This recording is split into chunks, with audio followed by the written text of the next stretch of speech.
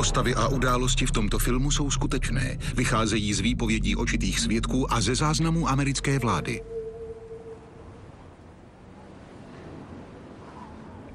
Třeba se příště setkáme za lepších okolností.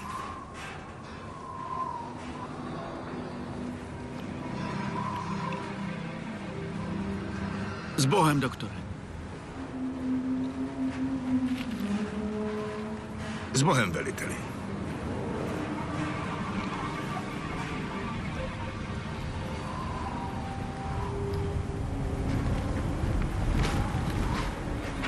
Jak si mě bude historie pamatovat? Jako slavného doktora Huga Ecknera? Teď už jsem si tím tak jistý nebyl. Kdysi jsem postavil stroj, ve kterém si lidé připadali, jako by je nesli v náručí andělé. Vzducholoď Hindenburg byla symbolem naděje, alespoň v něčem nám Němcům patřilo světové prvenství. Viděl jsem před sebou zářnou budoucnost, ale všechno se předvídat nedá. Zachvátili ji plameny a padá. Řítí se k zemi. Pozor, pozor, utečte! Utíkejte! Pro Krista, plameny teď šlehají 15 metrů vysoko. Všichni ti lidé, všichni ti cestující. Bože!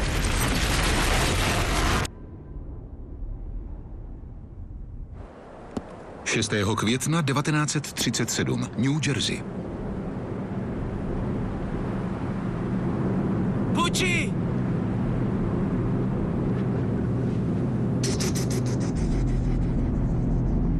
Ten den se změnilo všechno.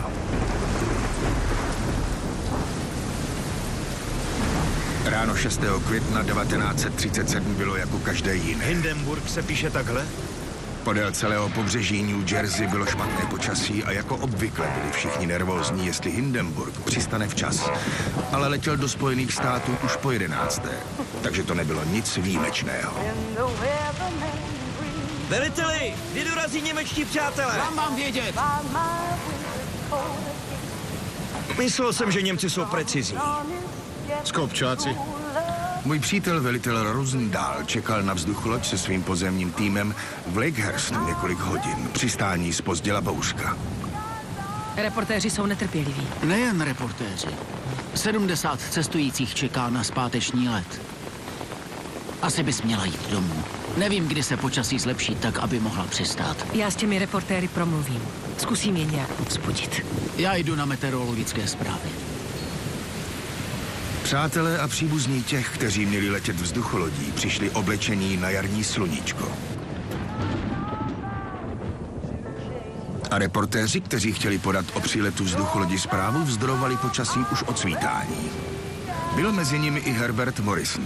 Jehož hlas si měli lidé spojovat s oním osudným dnem už provždy. 6. května v 17:43 byl jen obyčejným rozhlasovým reportérem, který dělal svou práci. Dobrý den všem. Zdravíme vás z letecké základny v Lakehurstu v New Jersey, odkud vám budeme popisovat přistání obří vzducholodi Hindenburg, která měla přistát v Americe za svítání. Po prvním přeletu Atlantiku sezóny 1937 je tu i Charlie Nelson, který zajišťuje technickou stránku přenosu.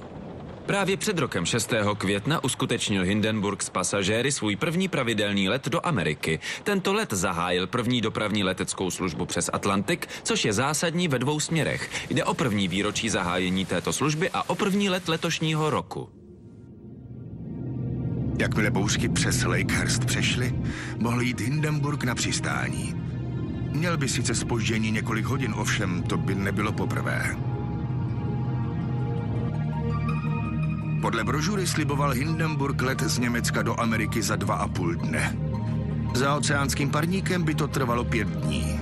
Bohatí cestující platili $450 za to, aby mohli cestovat 2krát rychleji než lodí. Bohatá německá a americká elita samozřejmě trvala na dochvilnosti. Vypadá to na bouřku. Ještě, že už přistáváme. 36 cestujícím sice zpoždění vadilo, ale nebylo to nic mimořádného. Posádku Hindenburgu tvořilo 61 osob. Velel jí kapitán Max Pruss. Byl to jeho první let přes Atlantik v pozici kapitána. Podmínky nepříznivé. Doporučujeme odložit přistání do zlepšení. Vaše rozhodnutí? Oznamte Lakehurstu, že počkáme, dokud nám nenahlásí zlepšení Na podmínek. kapitána Pruse dohlížel Ernst Lehmann, moje pravá ruka ve společnosti. Středem vzducholodi vedla 25 metrů dlouhá chodba, dlouhá skoro jako Titanic, obklopená 190 miliony litrů vodíku. Využívali jsme tak tento plyn lehčí než vzduch už 30 let. Pouštěli jsme do této chodby dokonce i některé cestující. Byli jsme si jistí, že se nemůže nic stát. Tak, za chvilku se projdeš po Americe. Jo, počkej, jaké tady mají psí suchary. V Americe je větší všechno. Hlavně sebevědomí. Vodík sice může vybuchnout, ale my jsme si byli bezpečností jistí natolik, že jsme měli pro cestující dokonce i důkladně utěsněnou kuřárnu. Stevarde, ještě jednou. Všechno probíhalo jako normálně, nedělo se nic výjimečného. A když se počasí umoudřilo, čekalo nás přistání jako každé jiné.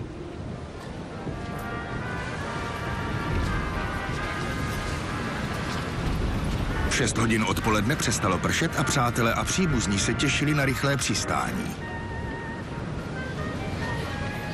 V 18:12 dostal velitel Rosendahl meteorologické hlášení, které chtěl slyšet. Oznamte Hindenburgu, ať zahájí přistávací manévr. Pro vysvětlení, z takto obří vzducholodí se nedá přistávat. Vlastně bych měl říct, nemělo by se přistávat kolem poledne.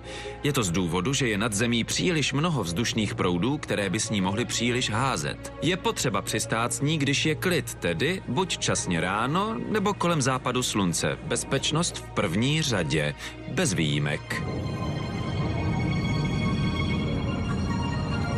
18:21 byl Hindenburg jen 50 kilometrů od Lakehurstu. Nepříznivé počasí už pominulo, ale vítr foukal pořád. Pokud by vzducholoď brzy přistála, mohla by se ještě ten den vydat na cestu zpátky.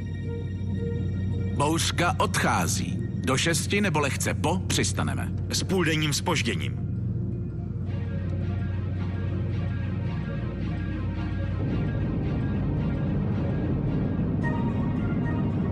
V 18:30 se posádka připravila k sestupu.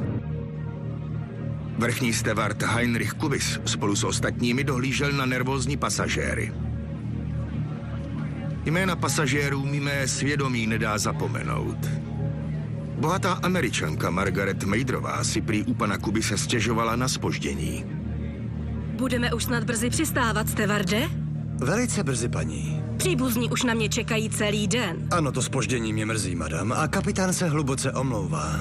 Ale jak vidíte, počasí nám vůbec nepřeje. Očekávala bych, že s tím váš Herr Hitler něco udělá.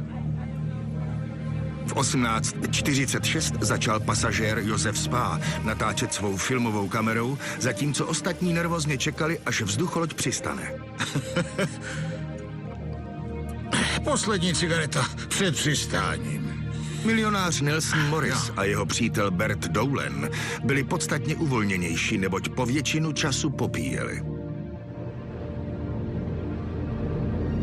V zadní části vzducholodi posádka zaujala své přistávací pozice. Pro dělníky jako Helmut Lau a Rudolf Sauter to byl rutinní postup.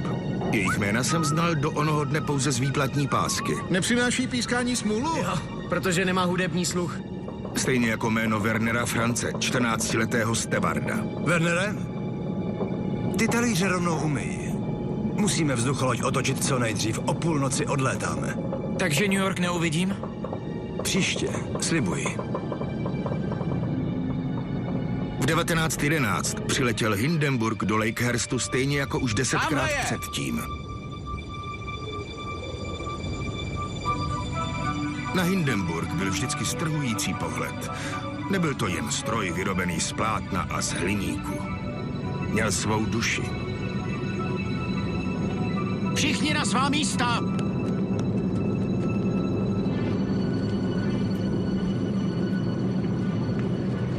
Zeppelin se blíží a jde na přistání. Já teď půjdu ven a budu vám popisovat situaci zvenčí, takže chvíli strpení, než se přemístím. Na palubě je hned několik důležitých osobností a kapitán Max Plus je nepochybně nadšený. Velí na Hindenburgu poprvé. Na předchozích letech působil jako vrchní důstojník pod bývalým kapitánem Lehmannem. Posádka připravit na přistání. Všichni na své pozice. Je to uchvatný pohled, jak se vzducholoď snáší z nebe. Příď má namířenou k nám a ke kotevnímu stožáru. Její silné naftové motory zaburácely, vrtule se zakously do vzduchu a vyslali za sebe mohutný vír. Není se co divit, že se obří létající palác dokáže pohybovat tak rychle, když ho pohánějí tak silné motory.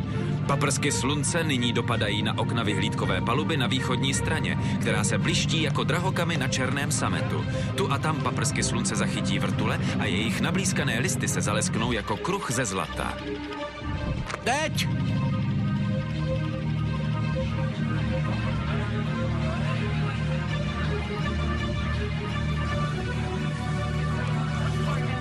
Z přídě vzducholodi spustili lana, která na ploše okamžitě zachytilo několik lidí. Její pohyb se v podstatě zastavil.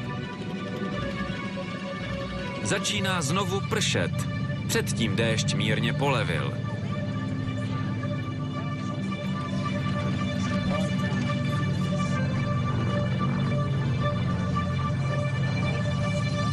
Hele, co to je?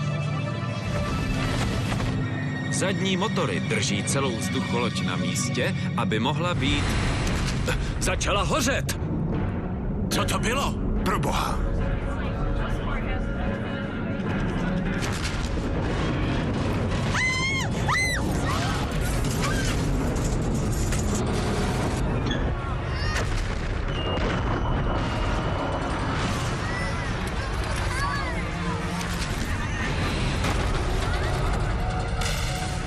Zachvátili jí plameny a řítí se k zemi. Pozor, pozor, utečte! Utíkejte!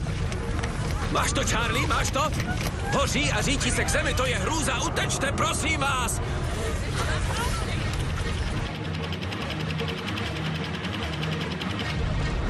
Hoří! Šlehají z ní plameny a padá na kotevní stožár. Všichni by tady se mnou souhlasili, že to je strašné. Je to jedna z nejhorších katastrof na světě. Pro Krista! Bože, plameny teď šlehají 15 metrů vysoko. Je to strašlivá havárie, dámy a pánové. Je vidět kous a plameny a kostra se řítí na zem vpravo do kotevního stožáru. Všichni ti lidé, všichni cestující křičí. Nemůžu ani mluvit, dámy a pánové, jen tak, že můžu dýchat.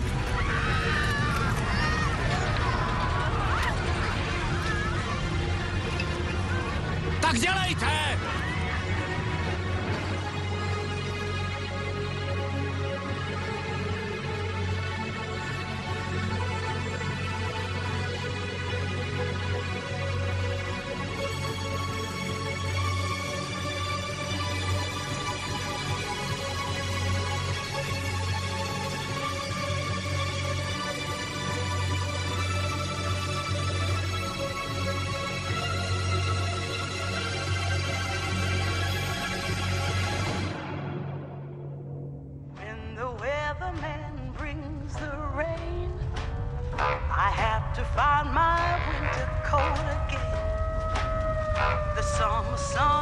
Říkal jsem, že s nikým nemůžu mluvit.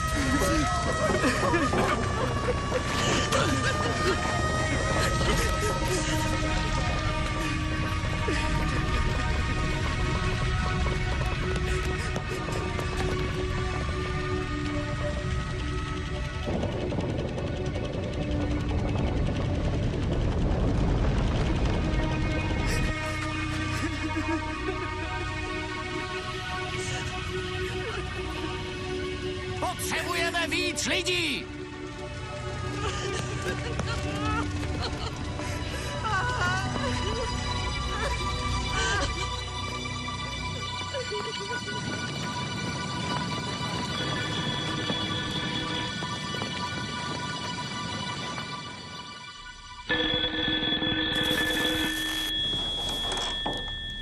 Graz, Rakousko. Zavolali mi do hotelu o 1:30 ráno.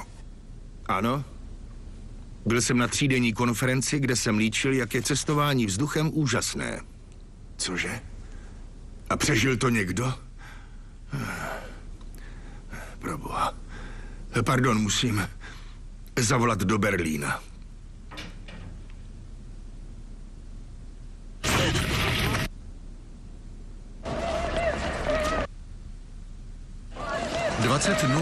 Letecká základna Lakehurst.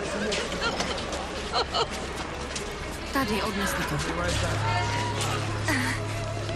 Bylo mi řečeno, že trosky hořely 3 hodiny a že velitel Rosendahl a jeho lidé bojovali statečně. Velitel musel vybudovat provizorní nemocnici v hangáru určeném pro Hindenburg.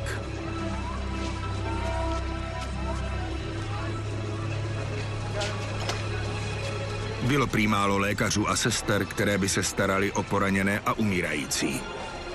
Toho dne vypuklo v Lakehurstu opravdové peklo.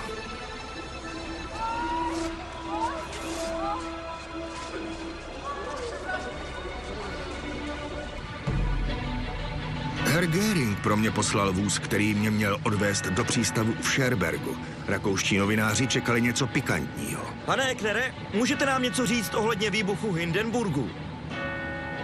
Myslíte, že by mohlo jít o sabotáž? Nemám tušení, jak to, že vybuchla. Sabotáž by nejspíš v úvahu přicházet mohla. Herr Göring mi nařídil, abych jel okamžitě do Ameriky. Neměl jsem ani čas vrátit se domů, rozloučit se s manželkou.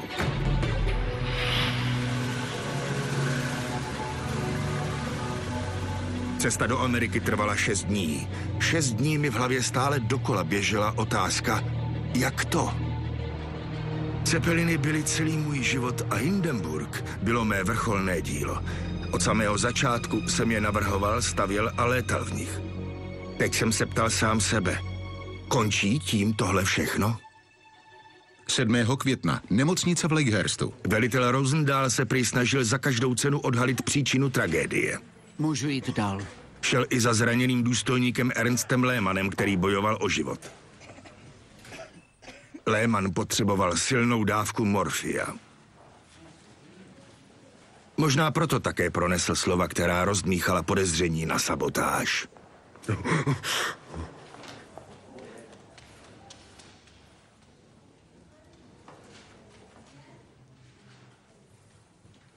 Prý na tom vaše plíce nejsou tak špatně. Můžete dýchat, aniž byste kašlal, to je dobré.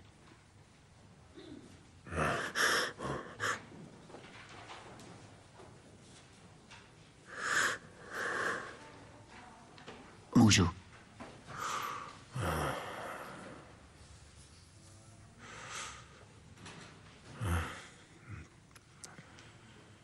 Kolik mrtvých? Ještě nevím. Pořád sem nosí další. Prus? Dostal se ven kapitán Prus? Je ošklivě popálený. Nevím, jestli to přežije. Je zázrak, že někdo přežil. Bože, bylo to... Jo. Byl to pekelný stroj. Cože? Pekelný stroj. Myslíte bombu? Než zazněla slova pekelný stroj, velitel Rosendahl podle mě na sabotáž vůbec nepomyslel.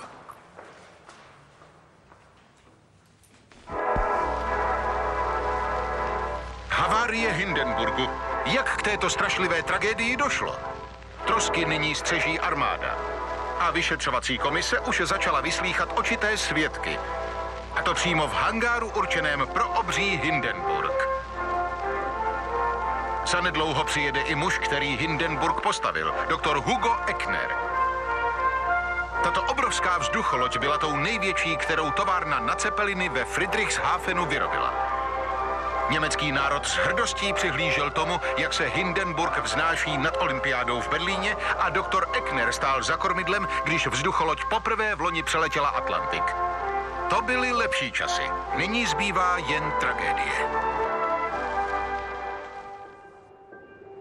Velitel Rosendahl rychle pomohl zahájit v Lakehurstu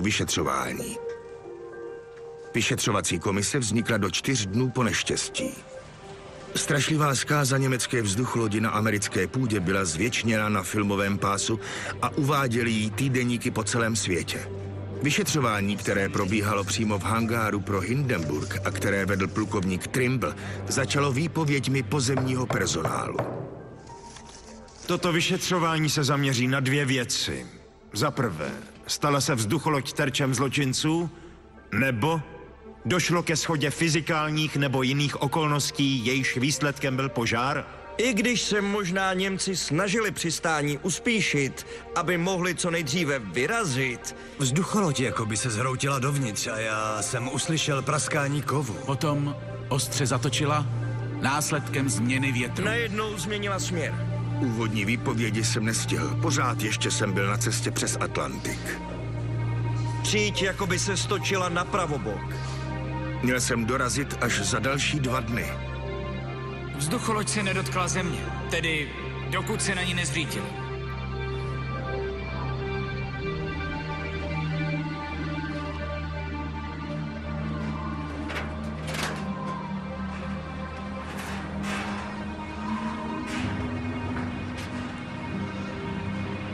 Hej, vy! To je v pořádku, já toho pána znám. Veliteli? Doktore, je mi to nesmírně líto. Ale my přijdeme na to, kdo to má na svědomí. Už jsem mluvil s FBI. Z FBI? Vypadá to na sabotáž. Máte důkazy? Ještě jsme neschromáždili všechny důkazy, ale věřím, že je najdeme.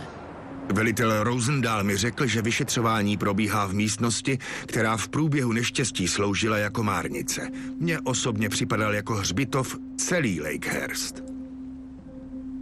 Obstarám vám přepis všech dosavadních výpovědí, doktore. Zatím nic přesvědčivého.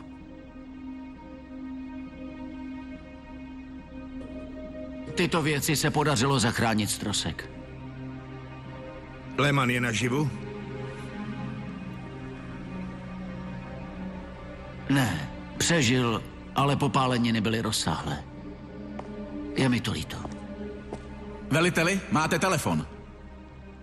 Omluvte mne.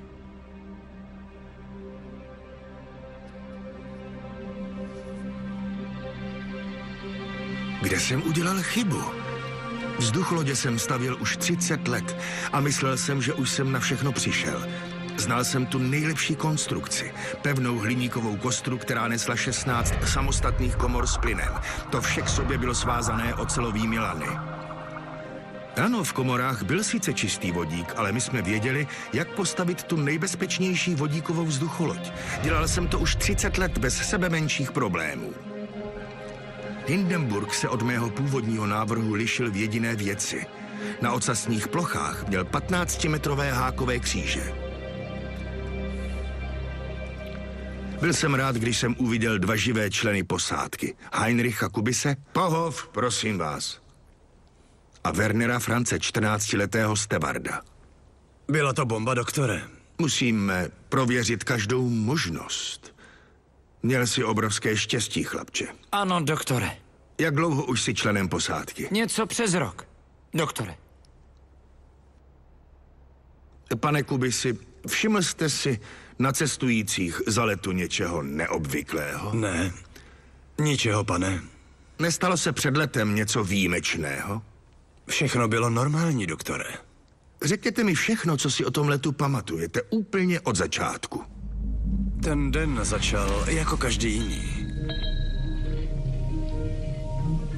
Těšil jsem se na cestu. Byl to první let této sezóny a na cestu do Ameriky se těšil každý. Dáme si závod, pane Kubisi? Měl bys šetřit síly na práci, hochu. Přijel jsem odpoledne, zrovna když se vzducholoď vytahovala z hangáru. Je to úchvatný pohled. Měří na délku 245 metrů. Je jen o 9 metrů kratší než Titanic.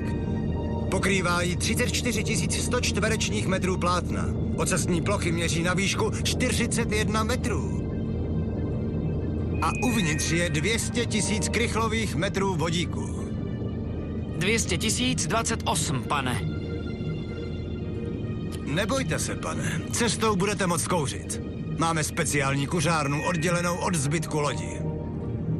Bude velet kapitán Lehman? Ne, ten nás sem přišel hlídat. Je to problém téhle firmy, chlapče. Moc šéfů, málo pracujících.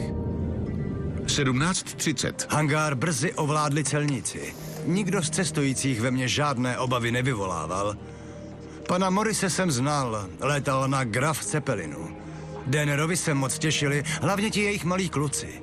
Paní Mejdrová letěla poprvé. Byla hrozně hovorná, asi byla nervózní. Máte pěkné boty. Děkuju, mně se líbí vaše. Jsou italské. Mám je od... S paní Mejdrovou to celníci neměli právě jednoduché. Mám stížnost. Víte, kolik jsem zaplatila za nadváhu zavazadla? Podívejte se, mám 1,5 metru. Oproti mužům jsem poloviční. Přijde vám fér, že si musím připlácet, když zabírám méně místa než většina cestujících? Vaši stížnost bereme na vědomí, madam. Můžete nastoupit. Přeji příjemný let, paní Mejdrová. Slečno Mejdrová. Procedura před odletem byla jako obvykle velice důkladná. Byl tam jeden pasažér, který, abych tak řekl, nebyl jako ostatní, přiběhl pozdě. Počkejte, Letenku, pane? ano, hned. Jmenoval se Josef Spa a vracel se do Ameriky za rodinou. Co je v krabici? A dárek pro mou dceru. Mohl byste ji otevřít? Je to nutné? Nechal jsem si to zabalit. Prosím, otevřete to. Pan Spa byl komik, tím myslím profesionální komik. Dovolili mu letět se psem, což bylo na Hindenburgu poprvé. Můžu potvrdit, že je to děvče. Chcete prohledat i mého psa? Převáží něco? Nevím, zeptáme se ho. Převážíš něco? Tak prý ne. Celníkům to moc zábavné nepřišlo. Ulo! A po vzletu? Všechno bylo normální. Po odbavení cestujících byla vzducholoď připravená k odletu. Jako obvykle jsme odlétali večer, kdy je vzduch klidnější. Slabě pršelo, ale vzlet byl bez problémů, Mohu? jako vždycky. Prosím, samozřejmě. Nelson Morris. Margaret Mejdrová. Připravit motory. Připravit motory. Letíte domů? Momentálně bydlím v Římě. Chci se podívat za rodinou, ale nemůžu jet lodí. Mívám hroznou mořskou nemoc. Tak doufám, že ve vzduchu jí mít nebudu. Připravit k odvázání. Připravit k odvázání. Letět vzducholodí je jako když vás nesou v náruči andělé. Vy jste básník, pane Morrisi? Bohužel ne. To psali v té jejich brožurce, ale pokud by mě něco k poezii inspirovalo, pak vzducholoď. Loď volná. Loď volna.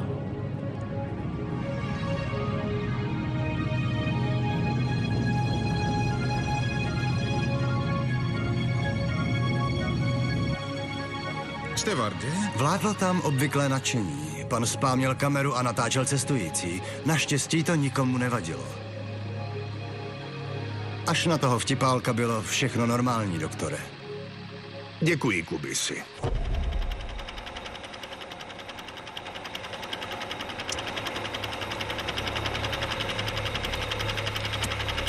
...34 sekund. Od chvíle, kdy požár vypukl, do chvíle, kdy se zřítila. 34 sekund. Můžete to pustit ještě jednou? Vidíte, jak rychle se ten požár šíří? Začíná na zádi, pak se rozšíří středovou chodbou a vyšlehne přídí. Tak rychle. Všechno se odehraje tak rychle.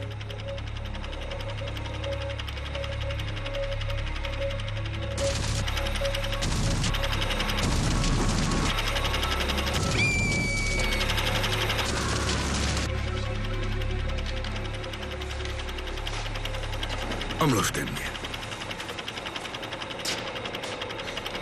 Stačí. Děkuji.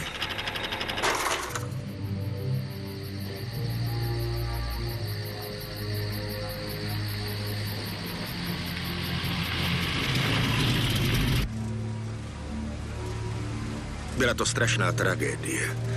Ale já jsem hluboko uvnitř věděl, že to všechno mohlo být jinak. Možná bych měl vyšetřující komisi říct o své schůzce s prezidentem Hooverem před 8 lety. Mohl jsem všechno změnit, zachránit životy spousty lidí. Ale teď se to nehodilo.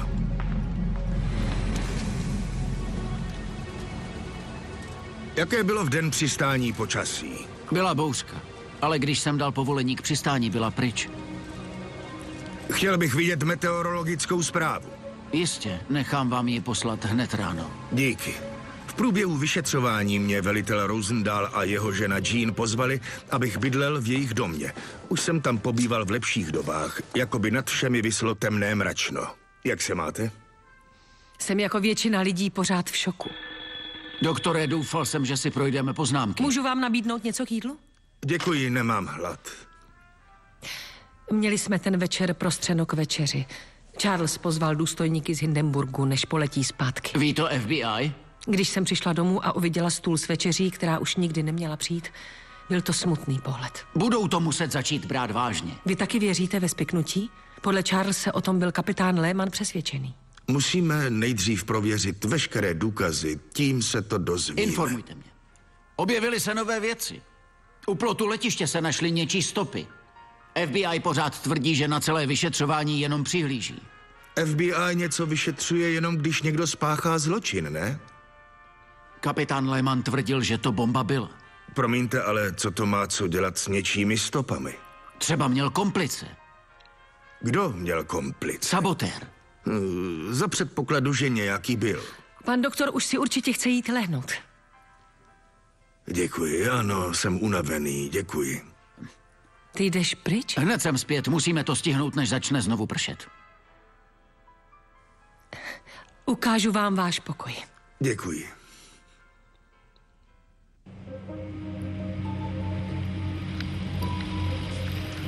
Domnívám se, že velitel jednal na základě nejlepších dostupných informací, když pověřil agenta FBI jménem Devereux, aby stopy prověřil. Sabotáž byla sice možná, ale já jsem zatím neviděl žádné důkazy.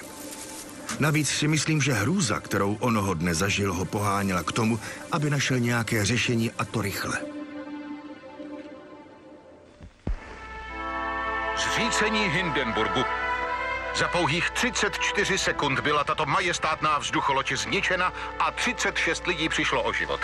A jak se to stalo? Většina odborníků stále tápe. Vyšetřování pokračuje a dohady se množí. Mohlo jít o sabotáž? Kdo by ale chtěl zlikvidovat div moderních technologií, připravit o život spoustu lidí a zničit pýchu nacistického Německa? Ti z posádky, kteří přežili, mimo jiné i 14letý Stewart, čekají, až budou moci vypovídat před vyšetřovací komisí. Doberou se pravdy ohledně toho, co nebo kdo obří vzducholoď zničil.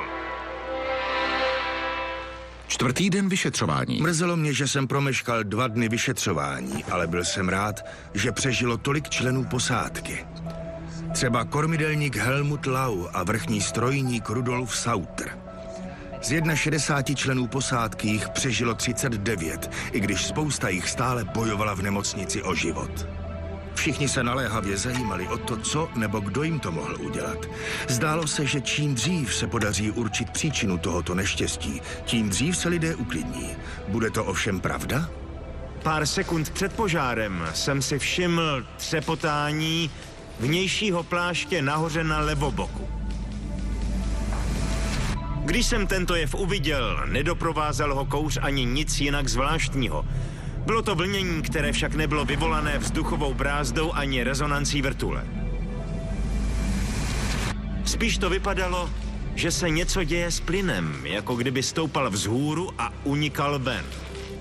První plameny se objevily na levoboku. Připadalo mi, že šlehají zevnitř konstrukce nad levým zadním motorem a před levou ocasní plochou.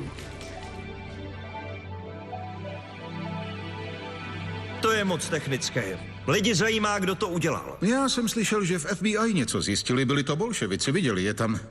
Promiňte, pánové, ale jak bolševici vypadají? Nosí nějakou uniformu? Podle čeho se poznají? Jenom říkám, co jsem slyšel, doktore. Já jsem myslel, že novináři pracují pouze s fakty. Fakta nesmějí zatěžovat dobrou reportáž, abyste věděl.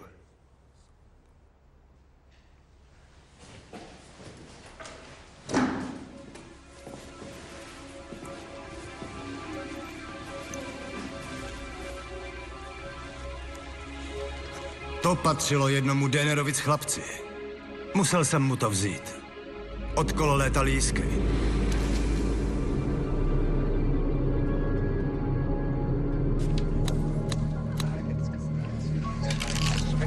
Paní Dennerová, omlouvám se, ale budu muset vašemu synovi tu hračku odebrat. Jiskry představují na palubě vzducholodi nebezpečí. Určitě to chápete. Wernere, Voltře, musíte tomu pánovi to autíčko dát. Voltře! Slibuju, že se o něj budu dobře starat. Vrátím ho hned, jak to bude možné.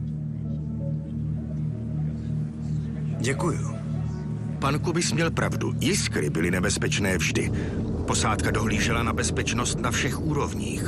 Konec konců letělo se přes Atlantik pod 190 miliony litrů vodíku.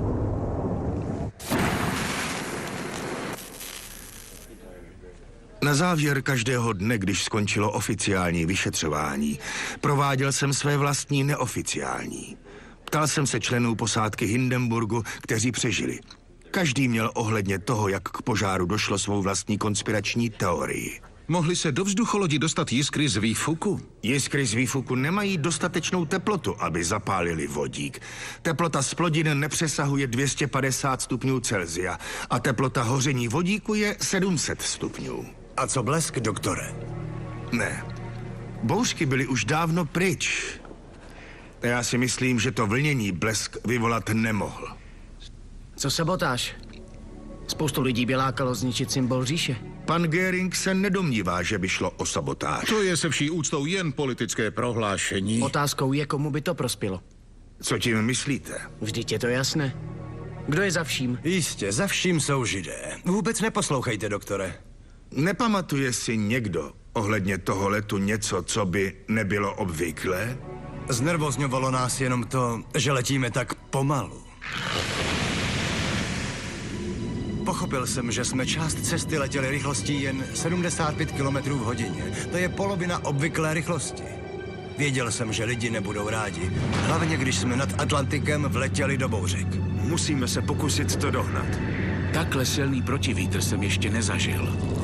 Zkusíme se té frontě vyhnout. Třeba to tam bude klidnější. Děkuji, Wernere. Už bude skoro čas na večeři, hochu. Vypadá to, že ho něco trápí. Nedávno mu zemřel syn na zápal plic. Byly mu 2 roky.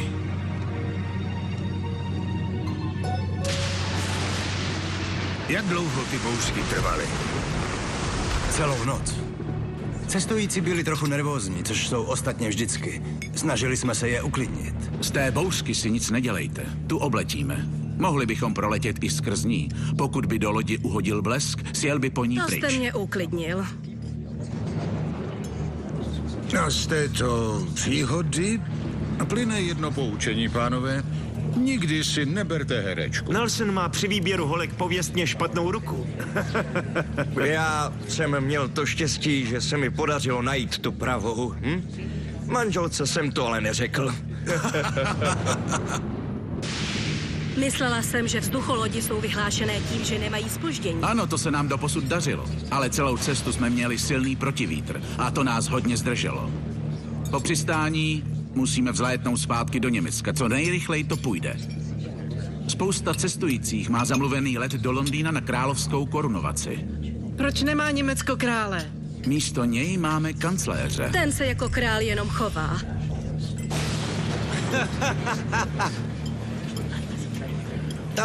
Pánové, musím nakrmit psa. Je to Němec. Potřebuje žrát pravidelně.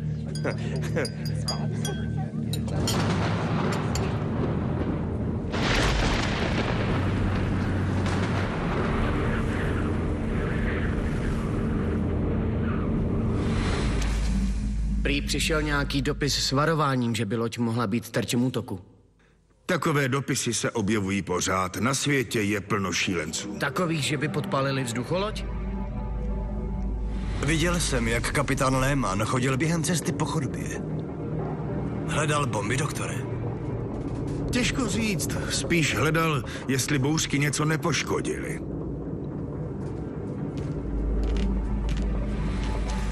Sabotáž byla vždycky nejlákavější. Lidé by moc rádi někoho obvinili.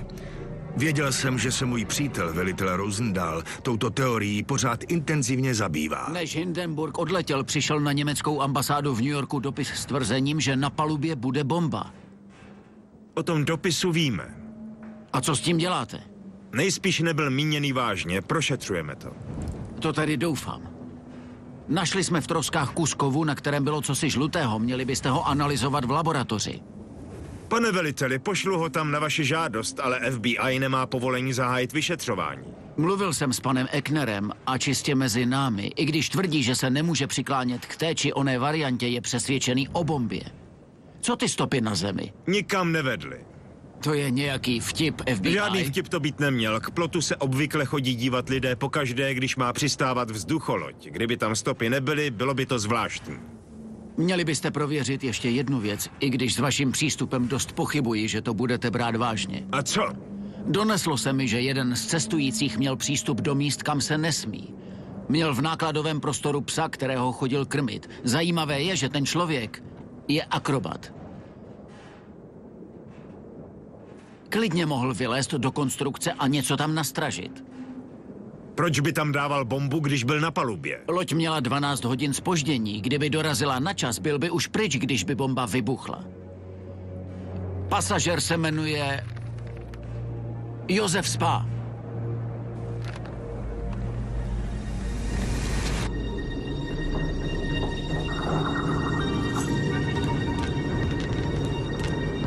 Sem se normálně nesmí, pane. Ano, děkuji. Nic by si nevzal, pokud mu to nedám já. Rozmazl jsem ho už jako štěně psí suchar. Ne, díky. Ta vzducholoď, to je vážně něco. To je. Tudy, prosím.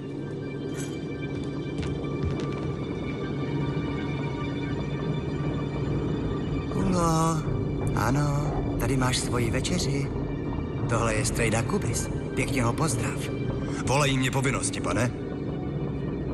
Řekni ahoj. Ahoj.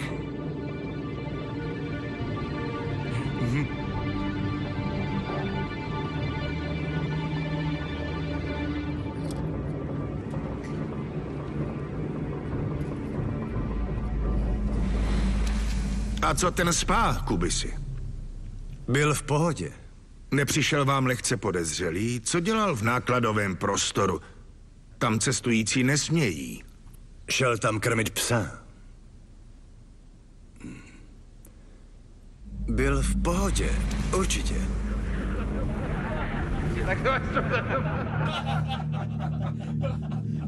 Přijde Hitler na inspekci do blázince. Všichni stojí u postelí a on prochází kolem nich. Všichni dělají, jak jde kolem. Heil Hitler, zdraví. Jenom jeden člověk ne, jeden ne. Hitler zuří a povídá, co to má být? Jak to, že nesalutujete? A ten člověk, promiňte, já tady pracuji, já nejsem blázen jako ti ostatní.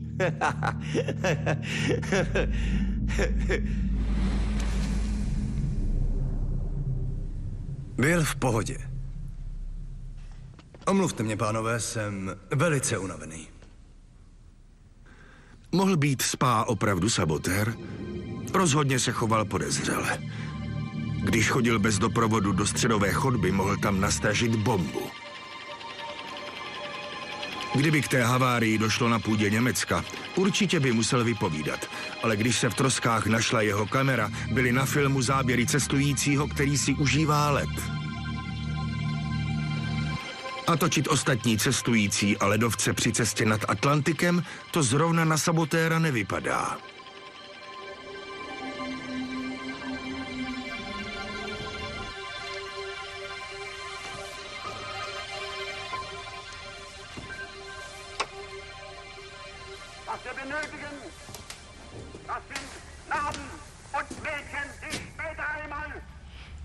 Ve svém různorodém projevu kancléř Hitler nabádal německé občany, aby si vybrali spolupráci nebo izolaci. Hitler si podle všeho ještě nevybral. A pokud ano, jeho volba nevyšla najevo. Nemůžete spát? Ne. Já taky ne. Chcete něco silnějšího?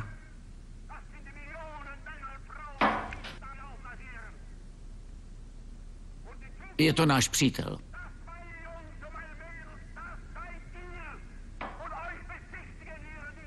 Ohledně omezení zbrojení kancléř podle očekávání úporně odmítá... Když si lidi Cepeliny ve Spojených státech viděli rádi. Ale co se dostal k moci Hitler, všechno se změnilo. Lidi v Americe jsou dost chytří, aby dokázali rozlišovat mezi vládou a lidmi. Ten Hitler, to je něco nového. Něco takového ještě svět neviděl. Pamatujete si, když tady byl poprvé graf Zeppelin? Přišlo se na něj podívat 250 000 lidí. Lidi se nemohli dostat z letiště. Silnice byly ucpané. Byl to úplný, jak se říká, chaos. Jako bych postavil most přes Atlantik. Most přátelství z nejlepších materiálů, které lidstvo zná. Když jsem se díval na trosky mého Hindenburgu, věděl jsem, že všechno, o čem jsem kdy snil, je pryč. A taky jsem v těch troskách viděl něco, co mě vyděsilo. Viděl jsem Německo.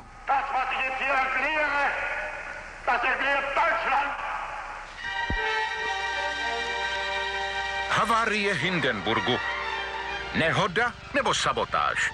Za jeho zřícení mohl podle současných teorií plyn, díky kterému se vzducholoď tak majestátně nesla vzduchem. Vodík. Tento plyn je vysoce hořlavý. Dalo se však této tragédii předejít. Američtí vědci nedávno objevili jiný plyn lehčí než vzduch. Helium. A to nehoří. Je stejně bezpečné jako vzduch, který dýcháme. Nacistické Německo ho však dostat nesmělo, protože se svět obával jeho zbrojení. Je smutné, že onoho strašného dne nemusel nikdo přijít o život, kdyby svět bral nové Německo jinak. Nadešel den, kdy měl vypovídat velitel Rosendahl. Myslím, že lidé doufali, že se díky němu dobereme k pravdě o něco blíž. K pravdě. Mělo se toto vyšetřování k pravdě vůbec někdy dostat? Ta se možná skrývala pouze ve schůzce, kterou jsem měl s americkou vládou před 8 lety. Když jsem měl šanci všechno změnit Čekáte dlouho, a začít pane? používat helium. Omlouvám se za zpoždění. V pořádku. Snad to nebude dlouho trvat. Děkuji.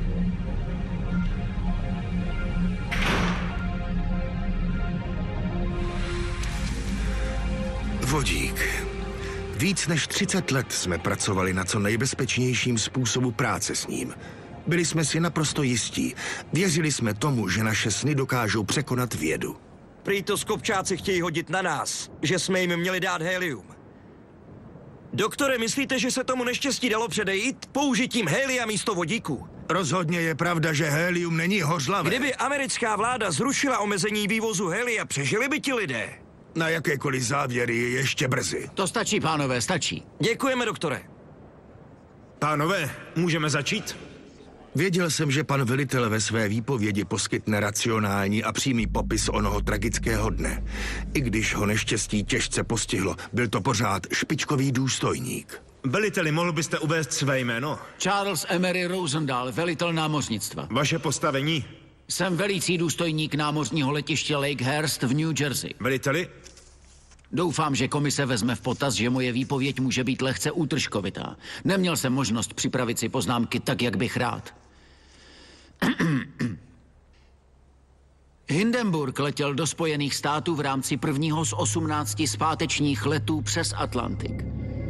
Podle letového plánu pro rok 1937 byl stanovený přílet na letiště na 6. hodinu východního letního času. 6 ráno. Jakou máme rychlost? 68 uzlů. Bože, tlačíme motory na hranice všech možností. Zavolejte Lakehurst a řekněte jim, že máme zpoždění. V průběhu letu narazila vzducholoď na protivítr, takže bylo zanedlouho zjevné, že se přistání naplánované na 6 hodin ráno 6. května nestihne. Vzducholoď měla přiletět k pobřeží Maine a podél východního pobřeží pokračovat dál. Byla to stejná trasa, po jaké loď absolvovala 10 svých předchozích letů přes Atlantik mezi Frankfurtem a Lakehurstem. Vzducholoď vyslala zprávu, že přistání proběhne v 6 večer, tedy s 12-hodinovým zpožděním. Takže kdy budeme přistávat? Řekl bych, že budeme mít trochu zpoždění. Jak moc? To přesně nevím, madam, ale kapitán Prus se pokouší časovou ztrátu dohnat. Slyšel jsem, že se bude losovat. Kdo prohraje, půjde přes palubu, aby byla loď lehčí. Všechno bylo domluvené tak, že vzducholoď přistane v 6 hodin večer.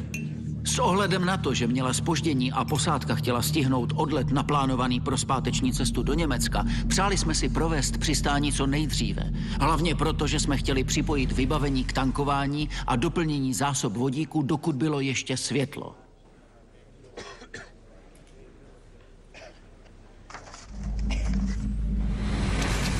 Na celém východním pobřeží bylo počasí nevyzpytatelné. Ve 2 odpoledne východního času jsme dostali hlášení, že je Hindenburg nad New Yorkem. Mami, tati!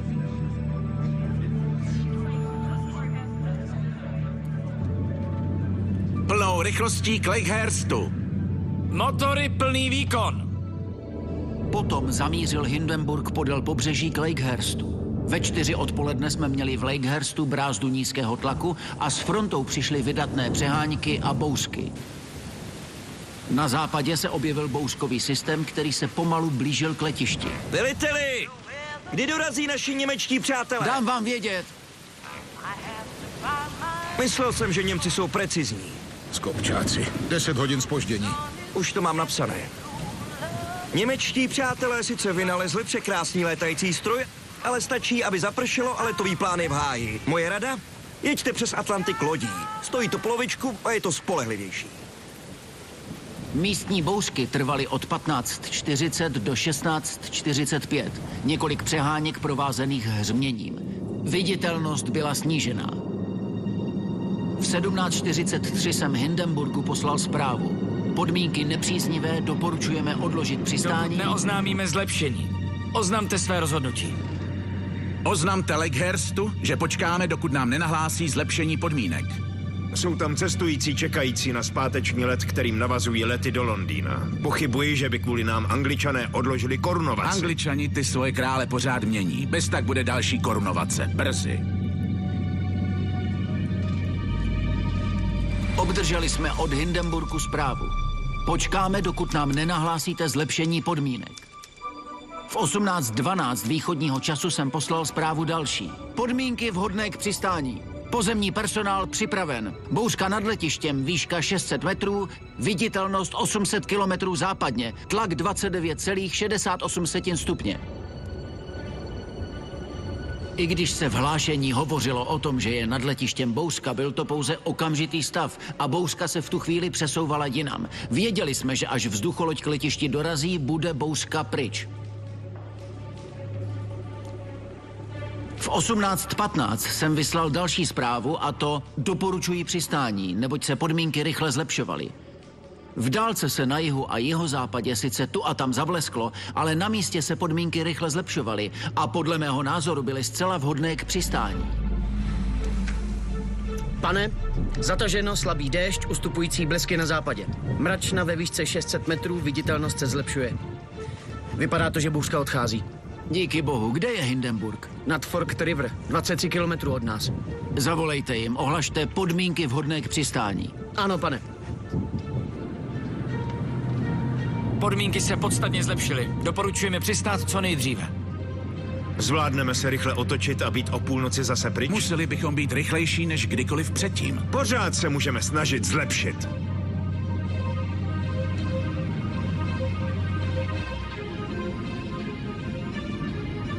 Tamhle je! Vzducholoď při této příležitosti byla poněkud lehčí a provedla ostrý obrat na pravobok, ale nebylo to vůbec nic neobvyklého. Hindenburg šel na přistání zcela normálně. Lano se spustilo v 19:21 východního času. Zhruba 4 minuty po spuštění lan jsem si všiml, že ze zadní části vzducholodi vyšlehly plameny. Okamžitě jsem nabyl dojmu, že to je její konec.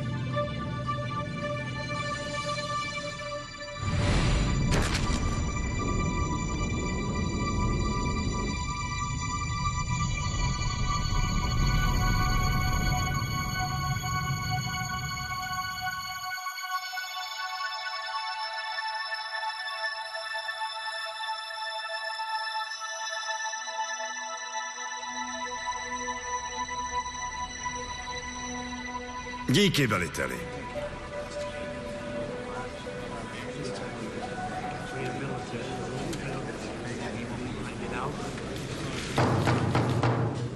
Pro dnešek se jednání přerušuje. Vyšetřování bude pokračovat zítra ráno v nemocnici, kde bude vypovídat kapitán Zamt.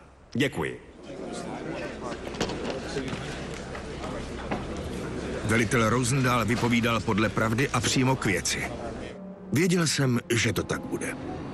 Nemluvil o tom, jak ho havárie zdrtila, ani o teoriích o sabotáži. Zřejmě si uvědomoval, že pro ně nejsou žádné reálné důkazy. Chtěl jen věřit tomu, že šlo o sabotáž, protože stejně jako většina těch, kteří s Hindenburgem pracovali, i on plně věřil v jeho provedení. Já jsem o něm nyní pochyboval. Co když vodík unikl a něco ho zapálilo? Ne blesk, ale jiskra někde na palubě. Nejsem fyzik, ale na vlastní oči jsem viděl, že když vzducholoď přistává a člen pozemního personálu se dotkne lan příliš brzy, dá mu statický výboj ránu, která ho odhodí 3 metry daleko. Vzducholodě při pohybu atmosférou získají statický náboj, který je potřeba uzemnit. Logice se vymykalo to, že Hindenburg vybuchl 4 minuty poté, co se lana spustila k zemi.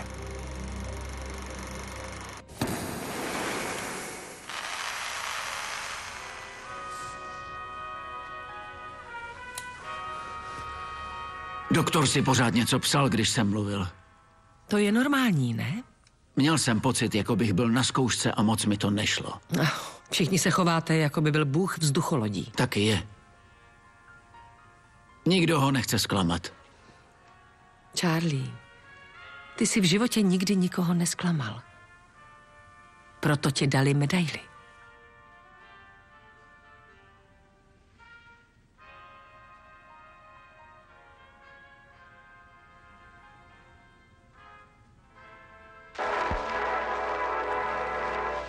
Uplynuly 2 dlouhé týdny od chvíle, kdy se všem po celé Americe zatajil dech při pohledu na zkázu Hindenburgu, kdy posluchači uslyšeli skličující slova rozhlasového hlasatele Herberta Morrisona, který sledoval hrůzu na vlastní oči.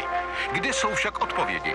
Ani slavný doktor Hugo Eckner, muž, který Hindenburg postavil, nemůže této záhadě přijít na kloub. Selhal lidský faktor? Byl to blesk, výboj statické energie nebo sabotáž? Amerika chce vědět, jak to bylo. Nebo se Hindenburg zapíše do dějin jako jedna z největších záhad 20. století?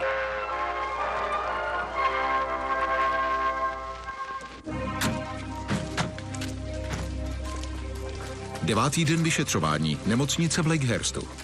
Během týdne vyšetřování proběhl zápis výpovědí pozemního personálu a vyšetřování se zaměřilo na posádku Hindenburgu. Věděl jsem, že důstojník kapitán Zamt, druhý nejvyšší velitel na Hindenburgu, by mohl vnést do některých věcí jasno. I když byl ještě stále v nemocnici, souhlasil s tím, že bude vypovídat. Zamta jsem znal spoustu let, byl to dobrý chlap a jednou by na Hindenburgu velel, kdyby takto nezasáhl osud. Kapitáne Zamte, uveďte prosím svou pozici na palubě Hindenburgu. Velel jsem přistávacímu manévru. Velel jste vzducholodi? Vzducholodi velel kapitán Prus. Já jsem byl první důstojník. Kapitáne, popište nám posledních 15 minut cesty. Když jsme přeletěli plochu poprvé, pokračovali jsme dál na jih. A nechali jsme bousku na pravoboku. Obdrželi jsme hlášení, že je bouřka právě nad letištěm. Na severu byly pořád bouřky, takže jsme se stočili na západ, abychom se jim vyhnuli. U Lakehurstu jsme narazili na déšť a proletěli jsme nad plochou zhruba ve výšce 50 metrů. Ale viděli jsme, že pozemní personál není připravený. Takže jsme jen přeletěli a otočili se. Motory jsme nastavili na poloviční výkon. Vzducholoď byla moc lehká, takže jsme zhruba 20 sekund upouštěli plyn. Potom nebyla vzducholoď vyvážená. Záď byla oproti přídi poněkud těžší. Poslali jsme ze středu vzducholodi dopředu 6 nebo 7 mužů, aby se hmotnost vyrovnala. Když jsme se přiblížili ke stožáru, vítr změnil směr, což jsme museli korigovat. Takže jsme vzducholoď stočili doprava a zastavili jsme motory. Zadní motory jsme pustili na zpětný chod a přední na neutrál. Schodili jsme zátěž zhruba 600 kg, protože byla vzducholoď vzadu moc těžká. Vzducholoď zůstala stát na místě a my jsme spustili přistávací lana. Pak už jsme jenom čekali na pozemní personál, až vzducholoď stáhne dolů. Děkuji, kapitáne. Ze Zamtovy výpovědi jsem byl nervózní. Věděl jsem, že nebude pravdu skrývat, ale také jsem věděl, jak dokáže čas vzpomínky zkreslit. Čas hrál proti nám. Musel jsem zjistit, jak to skutečně bylo, než se z fikce stanou fakta.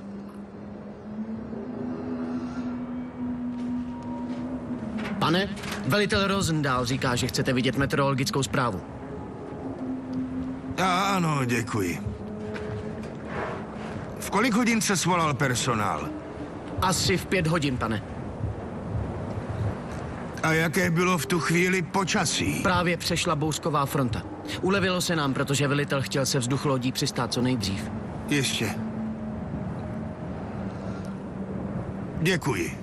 Z meteorologické zprávy skutečně vyplynulo, že onoho osudného dne už bouřka přešla, takže byl výskyt blesků nepravděpodobný. Ale jak jsem předpokládal, záznam větru a tlaku nasvědčoval tomu, že se zde nacházela další, menší bouřka, které si nikdo na zemi nevšiml. Jak by také mohl, když se všichni soustředili na přistání Hindenburgu. 12. dne vyšetřování měl vypovídat člen posádky Helmut Lau. Pan Lau pracoval u kormidla a nacházel se k místu požáru nejblíže. Po několika dnech technických popisů si reportéři brousili zuby, že budou mít konečně o čem psát. Pane Laue, jaký byl váš úkol na Hindenburgu? Kormidelník. Kde jste byl při přistání? Byl jsem ve spodní ocasní ploše. Na zádi. Pane Laue, popište laskavě komisi, co jste viděl. Byl jsem na úzké lávce. Na levé straně ocasu. Zaslechl jsem nad sebou tlumený výbuch a vzhlédl jsem. Uvnitř komory jsem uviděl z pravoboku jasný odraz na přední přepážce komory číslo 4. Komora z ničeho nic zmizela účinkem žáru. Plameny byly velice jasné. A oheň se přesunul dál. Až na pravobok. Uviděl jsem, jak letí vzhůru kusy hliníku a látky. Ve stejnou chvíli začala hořet komora vepředu a zadní část 4. komory. Tou dobou už zhora začínaly padat kusy nosníků, roztaveného hliníku a látky. Celé to trvalo zlomek sekundy. Vzducholoď rychle klesala.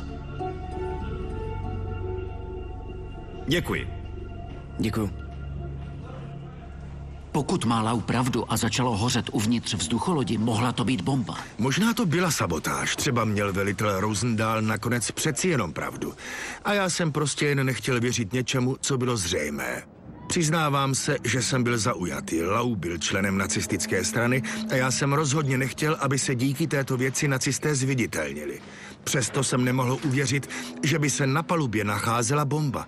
Vím, že se díky nacistické propagandě moje vzducholoď stala cílem zájmu sabotérů, ale musel jsem se řídit fakty. Podle mého názoru něco vyvolalo jiskru, od které se vznítil plyn v horní části vzducholodi. Ale jak ten plyn unikl, doktore? Co sabotáž? To už jsme probírali 100krát, doktore. Uvidíme se zítra u vyšetřování. Jste ta nejlepší posádka, jaká kdy moji loď řídila a jsem na vás hrdý. I na vaše padlé druhy. Děkuji. Děkujeme. Myslíte, že na to přišel? Já bych řekl, že neví nic, stejně jako my. Další den jsem měl před vyšetřovací komisi předstoupit já. Připadal jsem si jako podvodník. Moje výpověď nevycházela z vlastní zkušenosti, jako tomu bylo u ostatních, ale doufal jsem, že budu mít díky odstupu také lepší pohled na věc. Teď už jsem si tím moc jistý nebyl, ale věděl jsem, že na to musím přijít. Byl jsem zavázaný těm, kteří přežili, i těm, kteří položili život. Pro Krista, bože, plameny teď šlehají 15 metrů vysoko. Je to strašlivá havárie, dámy a pánové. Je vidět Odpověď se musela skrývat v oněch posledních minutách. Do kotevního stožáru. Pusťte to prosím vás ještě jednou od začátku. Právě teď jsem před hangárem. Je to úchvatný pohled. Vzducholoď se k nám blíží, snáší se z nebe. Z přídě vzducholodi Ten obrat spustili lana, na která tom, jak se vzducholoď okamžitě přibližovala, bylo něco extrémního. Sám jsem ji řídil mnohokrát a připadalo mi to skoro, jako kdyby sklouzla na levobok. A chvíli na to, jako by jí poklesla záď. Zadní motory drží celou vzducholoď na místě. Věděl jsem, že ten důkaz je tam někde ukrytý. Ta vzducholoď se blížila hodně rychle. Pak ostře zatočila. Když jsme se blížili ke stožáru, stočili jsme se doprava. Cítil jsem v kostech, že osud Hindenburgu spečetil onen poslední manévr. Pro Krista! Plameny teď šlehají 15 metrů vysoko! Je to katastrofa! Doktor Ekner, Promiňte. Mohl byste mi ještě jednou popsat ten přistávací manévr?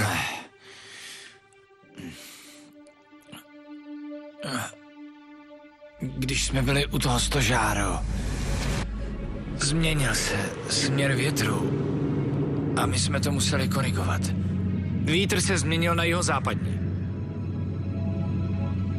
Kormidlo na pravobok. Kormidlo na pravobok. Provedli jsme obrat doprava. Jaký byl ten obrat? Normální. Podle některých členů posádky byl ostrý. Byl normální. Pokračujte. Po 2 minutách jsme znovu upustili plyn. A pak ještě jednou, zase po 2 minutách. Vzadu jsme byli pořád těžcí. Tak jsme vyhodili vodu. 300 kilo. A pak zase 500, jak jsme se blížili ke stožáru. Upustit plyn 15 sekund. Komory 3 až 11. Znovu jsme upustili plyn z komor 11 až 16. 10 sekund. 5 sekund. Stop upouštění.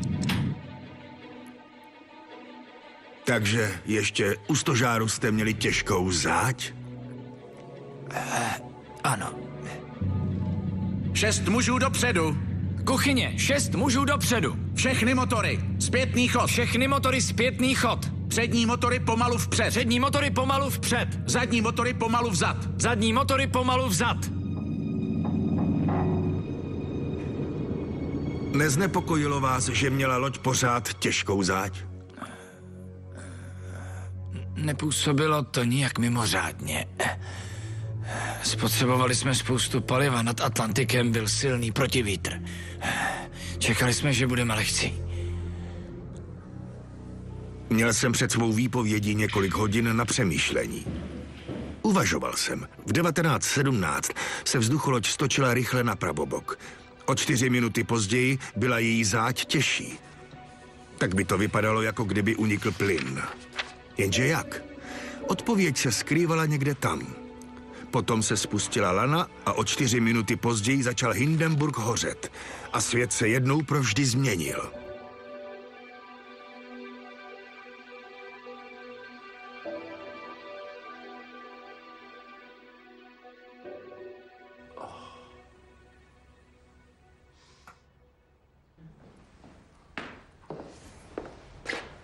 Sedmnáctý den vyšetřování. Kde je doktor?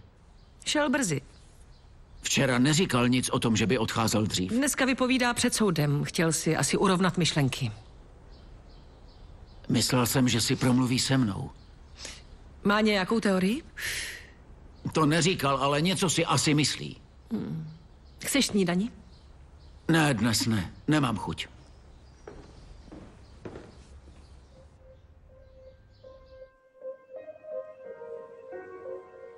Věděl jsem, že moje dnešní výpověď nebude všem po chuti.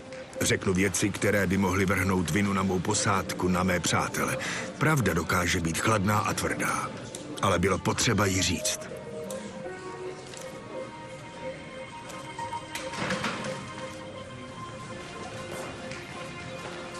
Co jste zjistili ohledně toho žlutého prášku? Ukázalo se, že to bylo z hasicího přístroje. Kdo poslal ty dopisy? To se ještě nepodařilo došetřit, ale jak jsem řekl, pohromy přitahují blázny. Vím, že to byla sabotáž. Ještě si promluvíme.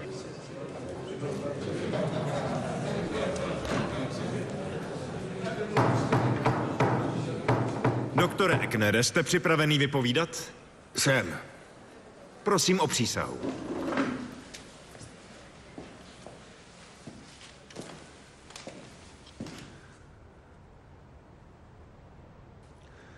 S ohledem na záhadné okolnosti, které tuto událost obklopují, musíme samozřejmě zvážit veškeré možnosti. Nicméně, s tím, co víme, se můžeme všichni shodnout na tom, že požár vypukl v horní zadní části lodi. Z toho se dá usuzovat, že v zadní části došlo k abnormálnímu nahromadění volného plynu. Plyn, o kterém se domníváme, že se tam nacházel, se musel vznítit účinkem nějaké jiskry. Zazněla tu teorie, že zážeh mohl způsobit blesk. Nicméně podle svědků požár provázelo vlnění horní části vzducholodi. To, podle mého názoru, blesk rozhodně způsobit nemohl. Navíc nikdo blesky v okolí lodi nespozoroval. Domnívám se, že ke vznícení nedošlo elektrickou jiskrou, ale statickým výbojem. Vysvětlím. Těsně než přišel pokyn k přistání, přešla nad přistávací plochou bouřka. Pokud ale důkladně prozkoumáme meteorologickou zprávu, která zachycuje parametry větru, teplotu a tlak, je z těchto údajů jasné, že za touto bouřkovou frontou šla další, menší. To, že si ji na ploše nevšimli, je pochopitelné, protože se soustředili na přistávací manévr a práci se vzducholodí. Tím pádem bych s jistotou řekl, že po první bouřce následovala malá a s ní i podmínky, v nichž může dojít k výboji statické elektřiny. Pokud přistoupíme na toto vysvětlení, může se nám zdát s podivem, že ke vznícení nedošlo okamžitě po spuštění přistávacích lan. Protože v okamžiku, kdyby se lana dotkla země, došlo k uzemnění. Jak ale víme, požár začal 4 minuty po spuštění lan. To se podle mého názoru dá vysvětlit velmi snadno. Přistávací lana byla velmi suchá a tím pádem i špatně vodivá. Postupně však navrhla působením deště. Elektrické napětí mezi vzducholodí a zemí se tak pomalu vyrovnávalo. A z Hindenburgu se stal v podstatě obrovský dětský drak, kousek od bouřkových mračen. Napětí mezi vzducholodí a vzduchem kolem ní by stačilo ke vzniku elektrostatického výboje. Nešlo o blesk, ale o malý výboj, který by stačil na to, aby uvolněný vodík zapálil. Nyní se znovu vrátím k nahromadění plynu v zadní části vzducholodi. Jsem přesvědčený, že muselo dojít k jeho úniku, aby se ho v zadní části nahromadilo tolik. Můj předpoklad potvrzuje něco, čeho si všiml jeden ze svědků. V horní zadní části pláště uviděl zvláštní třepotání, které působilo dojmem, jako kdyby plyn stoupal vzhůru a unikal ven. Pokud bych se měl vyjádřit ohledně příčiny takovéhoto úniku, mohl bych dospět pouze k následujícímu vysvětlení. Vzducholoď provedla v rámci přistávacího manévru ostrý obrat. Vítr se stočil na jihozápad. Kormidlo na pravobok. Kormidlo na pravobok. To vyvolalo extrémně vysoké pnutí v zadní části vzducholodi, zejména ve středových částech poblíž stabilizačních ploch, které drží lana. Při tomto extrémním napětí vyvolaném ostrým obratem na pravobok bych si dovedl představit, že jedno z lan prasklo a protrhlo komoru s vodíkem. Z protržené komory pak unikl vodík a vyplnil prostor mezi komorou a vnějším pláštěm zadní části. Proto byla vzducholoď vzadu těžší. A tento nahromaděný plyn pak zapálil elektrostatický výboj. To všechno se podle všeho odehrálo během posledních 5-6 minut, tedy během ostrého obratu před přistávacím manévrem. Přicházejí podle vás v úvahu i jiné možnosti? Z čistě spekulativního hlediska by se dalo vzít v úvahu několik dalších možností. Například to, že někdo dovnitř vzducholodi umístil pekelný stroj a zničil ji s jeho pomocí. Ovšem takové zařízení by musel nastražit už ve Frankfurtu. Nejen, že tomu nenasvědčují žádné důkazy. Jedná se o čistě teoretickou úvahu, které se dopouštět nemohu. Děkuji, doktore.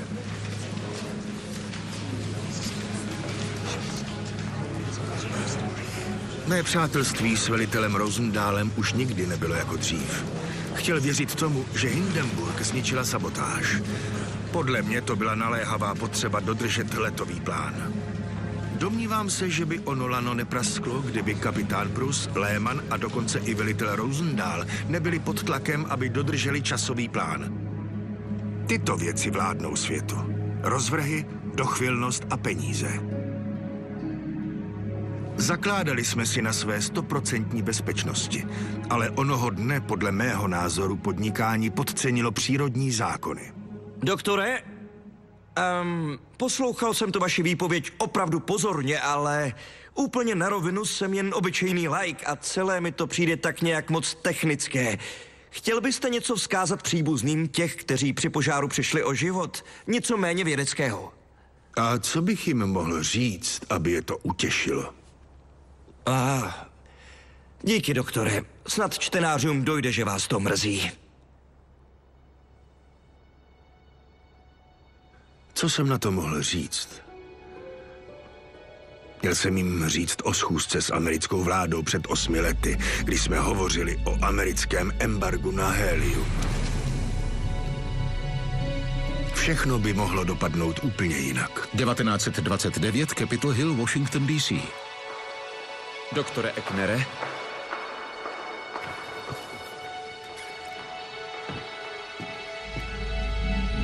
Dostal jsem možnost použít helium. Mohl jsem ho zavést. O výsledku této schůzky věděl kromě mě jen kapitán Lehmann. Byl sice členem nacistické strany, ale stejně jako já chápal, jaké to je provozovat podnik založený na největší vzducholodi na světě. Lehmanne. Doktore, vaše cesta do Ameriky byla úspěšná? Ano, byli velice vstřícní. Dokonce se vyjádřili, že by nám mohli poskytnout helium. To je skvělá zpráva, doktore. Ano, ale není to tak jednoduché, Lehmanne. Zatím nemáme v Německu prostředky na jeho skladování ani přepravu. Následkem toho by byly vzducholodě daleko dražší. A to by nebylo ekonomické. A co navrhujete, doktore? Potřebujeme od Američanů hlavně investice a vybudovat s Amerikou pevný partnerský vztah. A co bude zatím? Zatím? Zatím se musíme pouze předvést. Musíme dokázat světu, že dopravní služba poskytovaná Cepeliny je zcela bezpečná a že se dá provozovat. I bez helia. A tak jsem se rozhodl používat dál vodík. Ale helium by nehořelo. A já bych nestál v Lakehurstu a neměl před sebou 36 men, která mi připomínají mou vinu. tu a tam paprsky slunce zachytí vrtule a nablízkané listy se lesknou jako kruh ze zlata. Její pohyb se v podstatě zastavil. Z přídě vzduchu lodi spustili lana, která na ploše okamžitě zachytilo několik lidí. Začíná znovu pršet. Předtím déšť mírně polevil. Hele, co to je?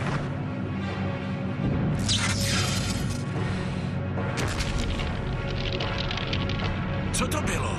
Proboha. Jak mohl vůbec někdo přežít toto peklo, které všechno zničilo během 34 sekund?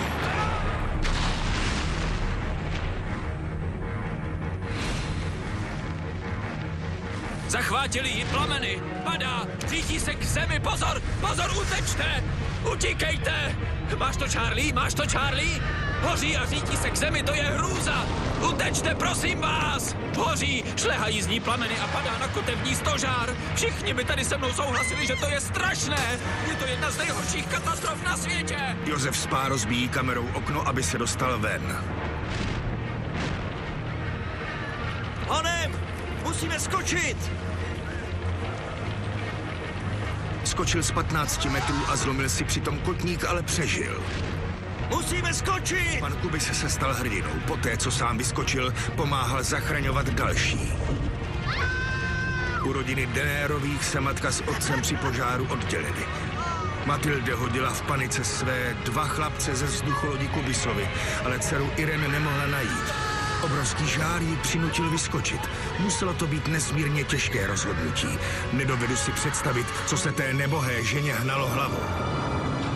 Z 6 mužů, kteří byli posláni napříč, kam se dostali plameny během okamžiku, jako zázrakem 3 přežili. 14letý steward Werner Franz byl uvězněný v kuchyni, ale nad hlavou mu praskla nádrž s vodou, která mu pomohla žár přežít. Ben se dostal provozním průlezem pod salónem pro cestující. Je to strašlivá havárie, dámy a pánové. Je vidět kouř a plameny a kostra se řítí k zemi vpravo od kotevního stožáru. Lau a Sauter, kteří byli jen pár metrů od místa prvního výbuchu, unikli průlezem v ocasní ploše. Všichni ti lidé, všichni cestující tady křičí. Dělejte! Nemůžu s nikým mluvit. Dámy a pánové, jen tak, že můžu dýchat. Může. Promiňte. Nikdo tady nemůže téměř dýchat. Je to strašné, je to hrůza, dámy a Z pánové. důstojníků na Hindenburgu se dostal ven Zamt a našel kapitána Pruse, jak pomáhá ostatním z trosek. Prus měl ošklivě rozbitý a popálený obličej. Mnozí si mysleli, že nepřežije déle než týden. Prusy! Jste to vy? Ano. Vy teda vypadáte. Vy na tom nejste o moc líp.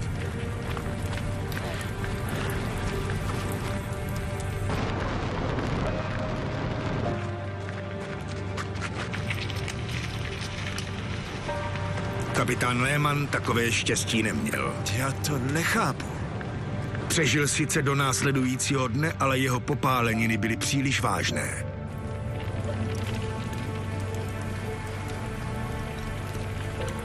Margaret Meidrová zůstala podle všeho v padající vzducholodi klidně sedět. Paní, musíte pryč! Ještě kabelku. Poté, co se vzducholoď zřítila na zem, ji odvedli nezraněnou do bezpečí.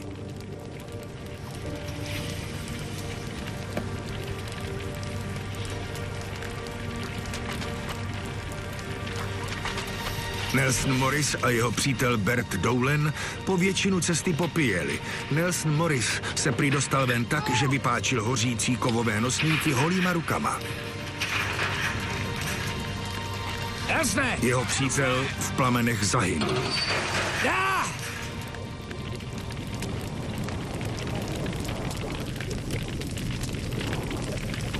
Velitel Rosendahl bojoval s příšerným neštěstím srdnatě.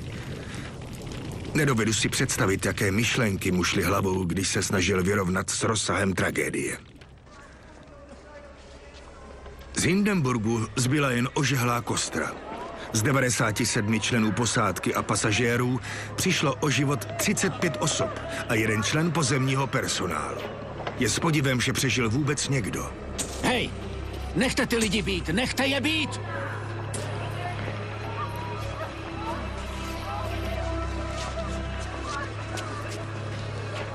Nelson Morris se o rodinu a děti svého dobrého přítele Berta Dowlena postaral. Sám ohnivé peklo přežil. Když se člověk ocitne tak blízko smrti, uvědomí si, jakou má život cenu. Mé děti. Chlapci jsou tady. A dcera? Kde je? To nevím. Určitě je v pořádku. Určitě je v pořádku. Paní Denérová hledala svou dceru Irene celou noc. Jejího manžela našli mrtvého. Irene prý ještě dýchala, když ji přivezli do nemocnice, ale plíce měla spálené příliš. Byl to strašný den. Po výpovědi před komisí jsem se rozhodl okamžitě vrátit do Německa. Někteří lidé nepřestali nikdy věřit v sabotáž, ale žádné skutečné důkazy se nenašly. Teorii, kterou jsem v Lakehurstu předložil, o tom, co Hindenburg zničilo, komise považovala za nejpravděpodobnější, ale důležitý byl fakt, že ze všeho zůstaly jen trosky. Vaše teorie je dobrá. Jistě se to nedozvíme nikdy. Myslíte, že jsem měl počkat? Ta vzducholoď měla zpoždění. Chápu, že jste ji chtěli s kapitánem Prusem dostat dolů. Ale vy byste počkal. Nemohl jste vědět, že v ní uniká plyn.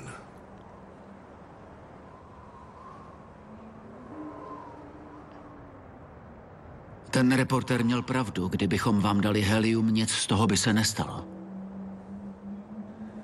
Třeba se příště setkáme za lepších okolností.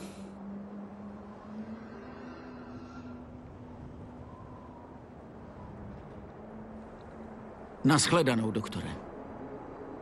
Naschledanou, veliteli.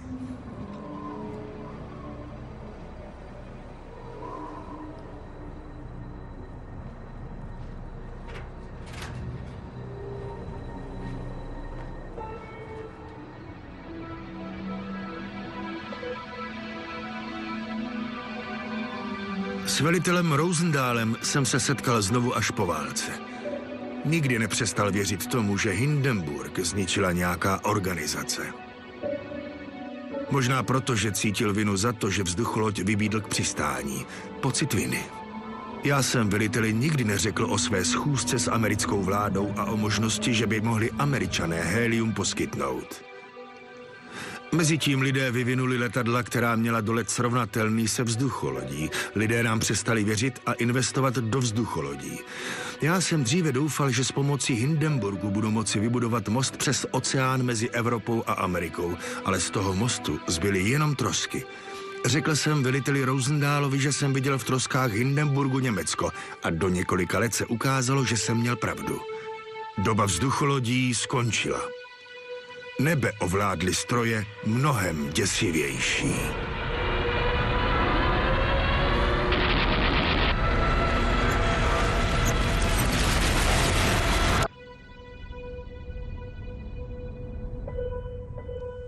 Velitel Rosendahl obdržel za své hrdinské činy za druhé světové války námořní kříž. Po zbytek života pomáhal prosazovat vzducholodi. Hugo Eckner druhou světovou válku přežil, ale postavením další vzducholodi ho nikdo nepověřil. Zemřel v roce 1954 v 86 letech.